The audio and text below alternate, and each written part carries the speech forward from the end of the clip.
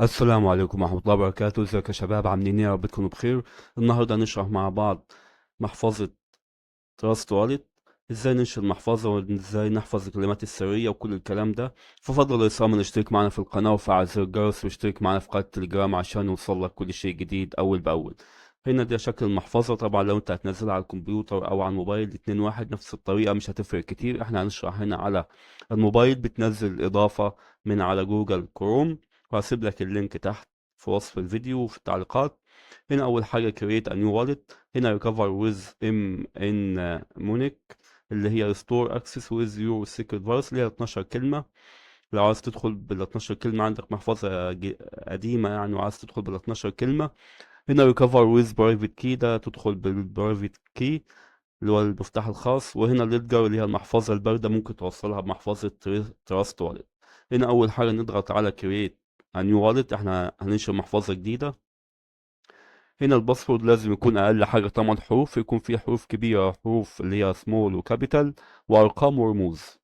نضغط هنا مثلا على كي ام ان 1، كي ان او 1 بي. نضغط على اي رمز مثلا كده، ونضغط بعد كده لحد ما نكمل الثمان حروف. كده دي اقل حاجه. 8 كلمات فيها رموز وكابيتال وحروف كابيتال وسمول وارقام. نضغط هنا على بيست، نكرر نفس العملة confirm new password، ونضغط على I have read، نضغط على next.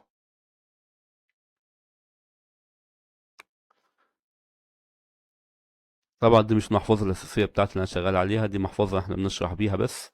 نضغط على no thanks، وهنا open wallet. نقفل الموضوع ده. هنا كاتب من فوق pick up your secret virus now، نضغط عليها. وهنا هيعرض لنا بيكتب هنا ال 12 كلمة اللي احنا بتوع المحفظة. نضغط على show، ندخل الباسورد ونعمل submit. ودي الكلمات المفتاحية بتاعة المحفظة بتاعتك. ال 12 كلمة دول حاول تحفظهم في ورقة خارجية وفي مكان آمن، وتعمل أكتر من نسخة. يعني كل الكلمات اكتبها في أكتر من ورقة، وكل ورقة تحطها في مكان تكون يعني مكان آمن، عشان ما تروحش في إيد أي حد.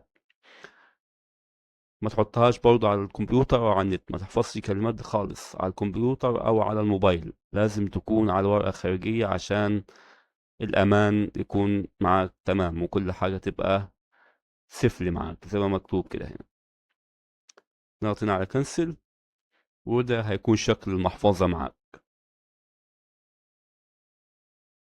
وبس كده يا شباب، ده كان فيديو النهاردة. ما تنساش تشترك معنا في القناة وتفعل زر الجرس وتشترك معنا في قناة التليجرام عشان يوصلك كل شيء جديد أول بأول. وهسيب لك اللينكات تحت في وصف الفيديو وفي التعليقات. يلا يا شباب، في أمان الله وموفقين جميعا.